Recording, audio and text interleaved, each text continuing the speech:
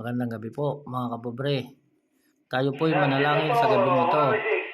Sa ngalan ng Ama, Anak, Diyos Espiritu Santo. Amen. Panginoon Diyos Ama, maraming salamat sa mga biyayang pinagkakaloob mo sa amin. Maraming salamat sa paggabay mo sa amin. Maraming salamat sa paggabay mo sa aming mga pamilyang iniwan namin sa aming mga tahanan. Panginoon, patawarin niyo po kami sa aming mga kasalanan. Panginoon, salamat din po sa lakas na binibigay mo sa aming araw-araw. Panginoon, gabayan niyo po kami sa aming pagtatrabaho ngayong gabing ito.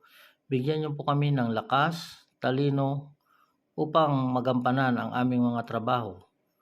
Ilayo mo po kami sa tukso at sa mga balakid na nakakasagabal sa aming pagtatrabaho. Ikaw po ang aming tagapagligtas. Ito po ang aming panalangin sa gabing ito. Maraming salamat sa ngalan po ni Jesus. Amen.